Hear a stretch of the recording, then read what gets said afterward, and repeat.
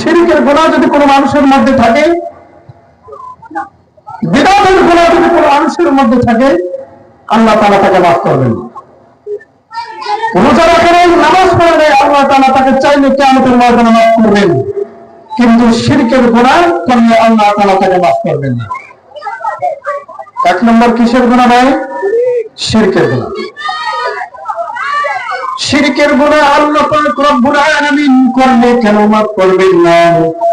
এটা আমার কথা নয়, দুনিয়ার কোন মানুষের কথা নয়, দুনিয়ার কোন দার্শনিকের কথা নয়, স্বয়ং আল্লাহ পাক রব্বুল আলামিন নিজে সূরাতুন নিসার মধ্যে উল্লেখ করে তিনি বলেন, ইন্নাল্লাহা লা ইয়াগফিরু আন ইউশরাকা বিহি ওয়া ইয়াগফিরু মা দুনা যালিকা লিমান ইয়াশা ওয়া মান ইউশরিক বিল্লাহি ফাকাদ দাল্লা দালালান বাঈদা।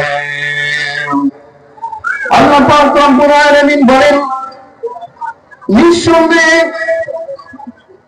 রব্বুল ইজ্জত আল্লাহ রব্বুল আলামিন তিনি যাকে ইচ্ছা তাকে মাফ করতে পারেন, কিন্তু তিনি শিরকের গুনাহ মাফ করেন না। এই শিরকের গুনাহ ব্যতীত যত গুনাহ আছে আল্লাহ পাক রব্বুল আলামিন তা চাইলে মাফ করে দিতে পারেন। আপনার মধ্যে শিরকের গুনাহ নেই, আল্লাহ তাআলার সঙ্গে অংশীদার করার গুনাহ আপনার মধ্যে নেই, কিন্তু আপনি শিরক মুক্ত ইমান নাই, কিন্তু আপনার মধ্যে কোনো আমল নাই। আপনি জীবনে কোনদিন একবার আল্লাহর ঘরে সিজদা দেন নাই, একবার আল্লাহু আকবার বলেন নাই, একবার কোনদিন একদিনের জন্য হলো আপনি রোজা রাখেন নাই, একবার আপনি জীবনে সুবহানাল্লাহ বলেন নাই, আলহামদুলিল্লাহ বলেন নাই। শুধুমাত্র আপনার মধ্যে ঈমান আছে, কিন্তু ঈমানের মধ্যে কোনো ভেজাল নাই। আপনার মধ্যে ঈমান আছে, কিন্তু ঈমানের মধ্যে কোনো ত্রুটি নাই। ভেজাল মুক্ত, ত্রুটি মুক্ত ঈমান আপনার কাছে আছে। আপনি যেহেতু ভেজাল মুক্ত, ত্রুটি মুক্ত ঈমানদার, ত্রুটি মুক্ত ঈমান আপনার মধ্যে আছে, আপনার মধ্যে যদি আমল নাও থাকে, নামাজ নাই, রোজা নাই, এরকম ভাবে যাকাত দেন নাই, হজ করেন নাই, কিন্তু আপনার মধ্যে শিরকের গুনাহ নাই, আল্লাহ বলেন, আমি আল্লাহ যদি চাই তোমাকে মাফ করে দিয়ে আমি আল্লাহ রব্বুল আলামিন তোমাকে জান্নাত দান করব। এই জন্য নবী বলেন, যার মধ্যে যারা পরিমাণ বিন্দু পরিমাণ ঈমান থাকবে, জান্নাত পরিমাণ বিন্দু পরিমাণ যদি কোনো ব্যক্তির মধ্যে ঈমান থাকে, আল্লাহ পাক রব্বুল আলামিন তাকে জান্নাত দান করবেন। জান্নাত পরিমাণ ঈমান থাকলে আল্লাহ তাআলা ওই মানুষটাকে জান্নাত দান করবেন। সেই জান্নাতের পরিধি এবং সীমানাটা কত বড় হবে, নবী আলাইহিস সালাতু ওয়াস সালাম বলেন, জান্নাত পরিমাণ ঈমান থাকার কারণে আল্লাহ পাক তার বান্দাকে জান্নাত দান করবেন। সেই জান্নাতটা হবে এই পৃথিবীর মতো আরো 10টা পৃথিবীর সমপরিমাণ। জান্নাত পরিমাণ ঈমান যদি কোন ব্যক্তির মধ্যে থাকে, 10 দুনিয়া পরিমাণ জান্নাত আল্লাহ তাআলা তাকে দান করবেন। আমাদের তো 10 দুনিয়া পরিমাণ জান্নাতের দরকার নেই, কোন রকম শাস্তির থেকে বাঁচা জান্নাতে গেলে হলো, কি বলেন? হ্যাঁ, কিন্তু যারা পরিমাণ ঈমান থাকলেও জান্নাতে যাবেন, এটা যেরকম নবীজির ঘোষণা, কিন্তু আল্লাহ বলছেন যে এই জানা পরিমাণ ঈমানের মধ্যে কোনো শিরক থাকতে পারবে না। কি থাকতে পারবে না? শিরক থাকতে পারবে না। জানা পরিমাণ ঈমানের মধ্যে যদি শিরক থাকে, তাহলে কিন্তু জান্নাতে যাইতে পারবে।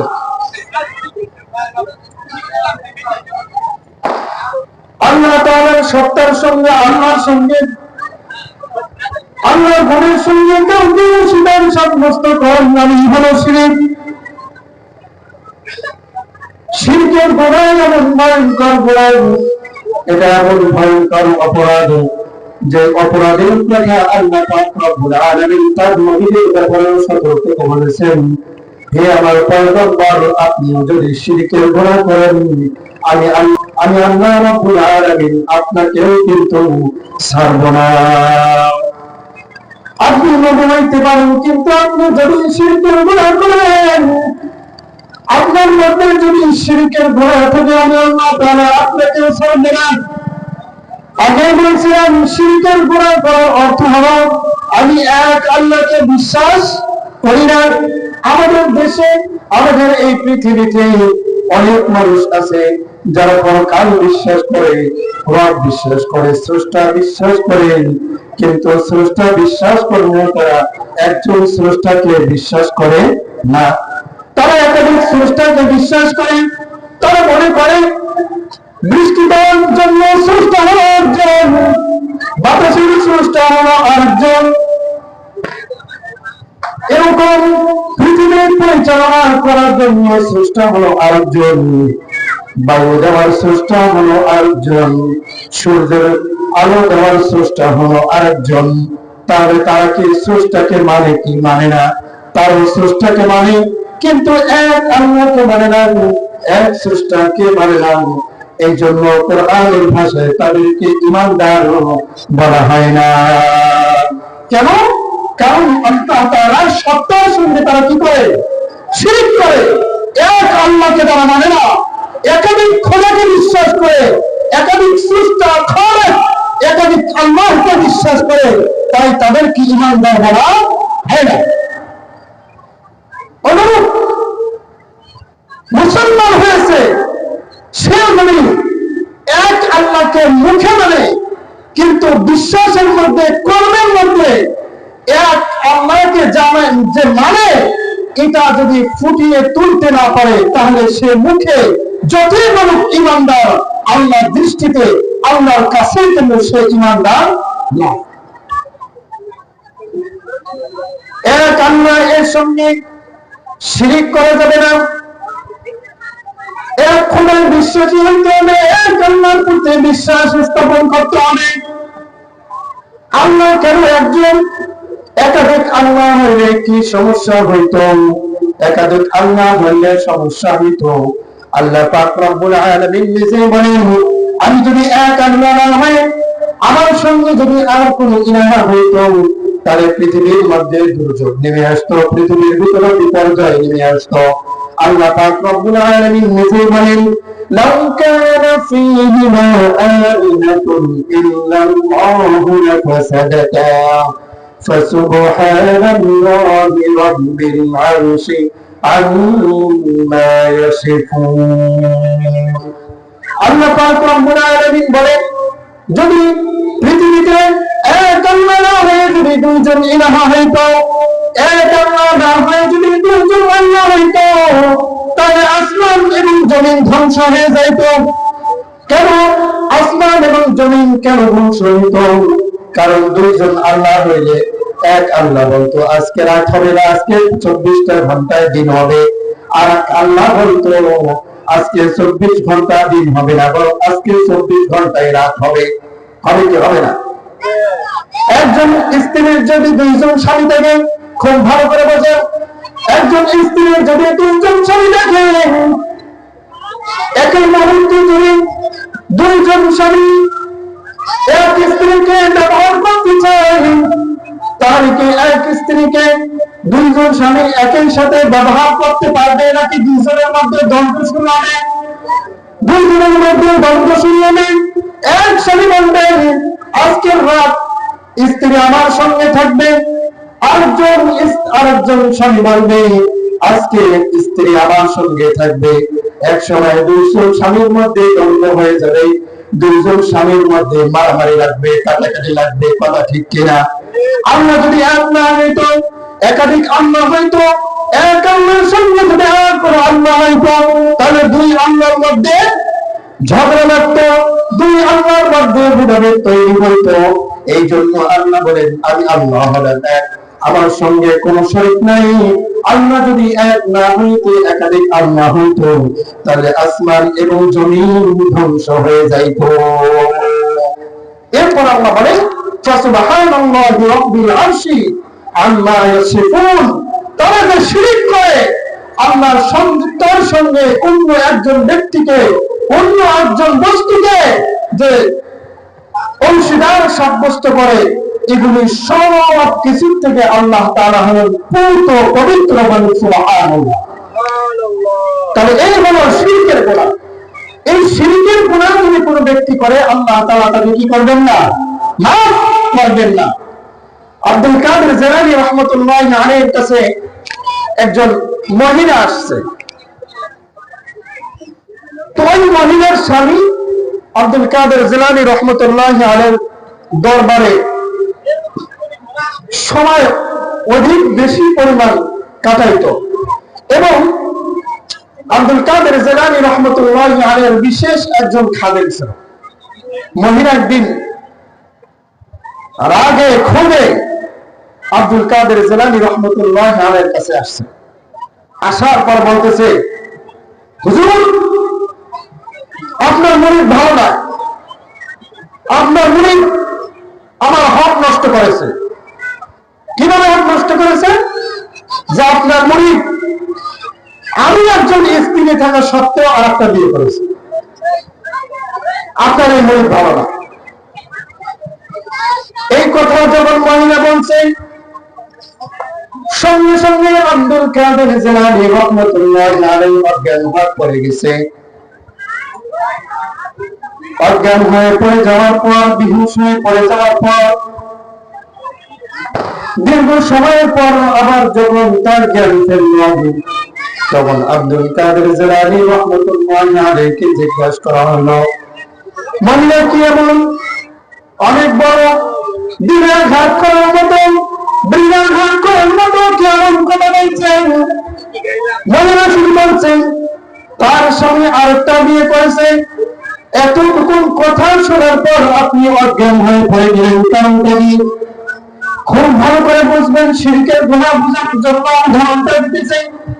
আব্দুল কাদের জিলানী রাহমাতুল্লাহি আলাইহি বললেন, একজন সাধারণ নারী সে যেমন চায় না তার স্বামীর ভাগ অন্য কেউ নেই, একজন সাধারণ নারী তার স্বামীর ভাগ দিতে চায় না, তার স্বামীর ভাগ দিতে চায় না, এটা সে বরদাস্ত করতে পারে না, নিজেকে কন্ট্রোল করতে পারে না। সে তার স্বামীর ভাগ দিয়ে কাউকে দিতে চায় না। কিন্তু পৃথিবীতে অসংখ্য অগণিত মানুষ আছে যারা এক আল্লাহকে মানে না, এক আল্লাহর সঙ্গে শিরিক সাব্যস্ত করে, এক আল্লাহর সঙ্গে অংশীদার সাব্যস্ত করে। এরপরেও আল্লাহ তাআলা কিভাবে এত ভয়ঙ্কর গুনাহ তিনি সহ্য করেন, এই কথাটা যখন আমার দিলের ভিতরে আসছে, সঙ্গে সঙ্গে আমি অজ্ঞান হয়ে পড়ে গেছি। শিরকের গুনাহ ভয়ঙ্কর গুনাহ। এই শিরকের গুনাহ আল্লাহ তাআলা কাল কিয়ামতের ময়দানে মাফ করবেন। আজকে তো আমাদের শিরক অঙ্গে রঙ্গে ঢুকতেছে। আমরা যদিও বিশ্বাস করি, মুখে উচ্চারণ করি আর বলি যে আমরা ঈমানদার, এক আল্লাহকে বিশ্বাস করি, কিন্তু আমাদের কর্ম এবং আমাদের কথা এবং আমাদের চলাফেরা, উঠা বসা, এগুলোর দ্বারা স্পষ্ট ভাবে বোঝা যায়, মুখে যদিও বলি এক আল্লাহকে বিশ্বাস করি, যদিও বলি মুখে যে আল্লাহ এক, কিন্তু আমাদের কর্মে এবং আমাদের চলাফেরা এবং উঠা বসার দ্বারা স্পষ্ট ভাবে বোঝা যায় যে মূলত এক আল্লাহকে আমরা মানি না। আচ্ছা বলেন তো দেখি, যদি কোন মানুষ এক আল্লাহকে বিশ্বাস করে, এক আল্লাহকে মানে, তাহলে সে কখনো কোনদিন কোন সময় কবরে গিয়ে সেজদা দেবে? কথা বলে না। কবরে সেজদা দেবে? কোন মরা মানুষকে সেজদা দেবে? কবরে গিয়ে কোনো কিছু চাইবে? কবরে গিয়ে যদি চাওয়া না যায়, কবরে যদি সেজদা না দেয়, আচ্ছা বলেন তো, কবরে গিয়ে চায়, কবরে গিয়ে সেজদা করে, যারা সেজদা করে এরা কি আমাদের মতো মুসলমান নাকি হিন্দু নাকি খ্রিস্টান নাকি বৌদ্ধ? কথা বলে না। এরা আমাদের মতো কি ভাই? মুসলমান। এরা আমাদের মতো মুসলমান। এরা আপনার আমার মতো সমাজে পরিচিত মুসলমান, সংখ্যায় মুসলমান, আপনার নাম যেরকম আব্দুর রহমান, তার নাম আব্দুল কুদ্দুস, আপনার নাম দ্বারা বোঝা যায় আপনি একজন মুসলমান, তার নাম শুনলে বোঝা যায় সেও একজন মুসলমান। তাহলে সে যে কবরে গিয়ে সিজদা দিল, সে যে কবরে গিয়ে মৃত মানুষটার কাছে চাইল, সে যে এই শিরকের গুনাহ করলো, সে এই শিরকের গুনাহ করলো, সে মুসলমান দাবি করতেছে, ইমানদার দাবি করতেছে, সে বলতেছে যে আল্লাহ এক, আল্লাহর সঙ্গে কোনো শরীক নাই, তিনি এক, তার সঙ্গে কোনো অংশীদার নাই। এটাও কিন্তু আপনার আমার মতো সেও কিন্তু এই কথা বলে, কিন্তু এরপরে সে কিন্তু কবর গিয়ে সিজদা করে। তার সে মুখে যে বলতেছে আল্লাহ এক, কিন্তু কর্মের মধ্যে এবং তার চলাফেরা উদাহরণ মধ্যে শিরকের গুনাহ পাওয়া গেল, তাহলে সে কি বাস্তবে মুসলমান নাকি মুশরিক হয়ে গেল? মুসলমান হইল নাকি মুশরিক হইল? মুশরিক হইল। তাহলে মুখে যতই বলুক যে আমি মুসলমান, আমি মুমিন, আমি ঈমানদার, আমি এক আল্লাহকে বিশ্বাস করি, এক আল্লাহকে মানি, আল্লাহর সঙ্গে কোনো শরীক নেই, এটা সে যতই বলুক না কেন, কিন্তু আল্লাহর সত্তার সঙ্গে শরীক না করলেও আল্লাহর গুণের সঙ্গে শরীক করার কারণে তার ঈমান থাকবে না। ভেজাল মুক্ত ঈমানদার হইতে হবে, শিরক মুক্ত ঈমানদার হইতে হবে। যাদের ঈমানের মধ্যে কোনো শিরক নাই, যাদের ঈমানের মধ্যে কোনো ভেজাল নাই, নির্ভেজাল যারা মুমিন হয়, আল্লাহ পাক রব্বুল আলামিন তাদের ব্যাপারে বলেছেন তারাই হলো সফলকামী, তারাই হলো দুনিয়াতে হেদায়েত প্রাপ্ত। আল্লাহ পাক রব্বুল আলামিন হেদায়েত প্রাপ্ত মুমিনদের গুণ উল্লেখ করে তিনি বলেন আল্লাযীনা আমানু ওয়া লাম ইয়ালবিসু ঈমানাহুম বিযুলমিন উলাইকা লাহুমুল আমনু ওয়া হুম মুহতাদুন।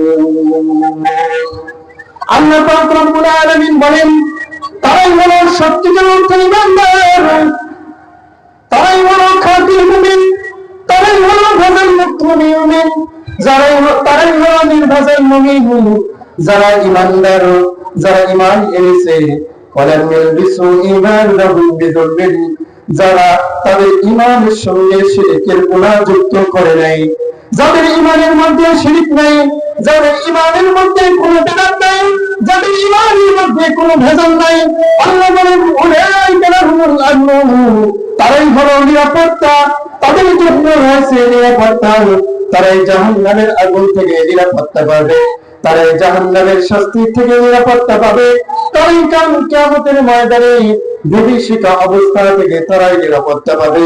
আল্লাহ বলেন উলাইকা লাহুমুল আমনু ওয়া হুম মুহতাদুন, আর তারাই হলো হেদায়েত প্রাপ্ত। এই জন্য আমাদেরকে যদি হেদায়েত প্রাপ্ত আল্লাহর বান্দা হইতে হয়, তাহলে আমাদের মধ্যে কি থাকতে পারবে না? শিরক থাকতে পারবে না। আল্লাহর নবী সাল্লাল্লাহু আলাইহি ওয়াসাল্লাম বলেন চারটি কবিরা গুনাহ আছে, যেই চারটি কবিরা গুনাহ ভয়ঙ্কর গুনাহ। এই চারটি কবিরা গুনাহের মধ্যে সর্বপ্রথম গুনাহ হলো আল ইশরাকু বিল্লাহ, আল্লাহর সঙ্গে শরীক সাব্যস্ত করা। আল্লাহর সঙ্গে কি করা? বলেন, আল্লাহর সঙ্গে শরীক সাব্যস্ত করা। আল্লাহর সঙ্গে শরীক সাব্যস্ত করার অর্থ হলো আল্লাহর সত্তার সঙ্গে, আল্লাহর গুণের সঙ্গে কাউকে শরীক সাব্যস্ত করা। আল্লাহর সত্তার সঙ্গে শরীক সাব্যস্ত করার অর্থ হলো এক আল্লাহকে না মানা, এক আল্লাহকে বিশ্বাস না করা। আল্লাহ এক, এই ব্যাপারে আমরা কেউ কখনো সন্দেহ করি? বলেন, সন্দেহ করি? আল্লাহ, আল্লাহর কোনো শরীক নাই। আল্লাহ পাক রব্বুল আলামিন নিজেই বলেন কুল হুয়াল্লাহু আহাদ আল্লাহুস সামাদ লাম ইয়ালিদ ওয়া লাম ইউলাদ ওয়া লাম ইয়াকুল লাহু কুফুওয়ান আহাদ।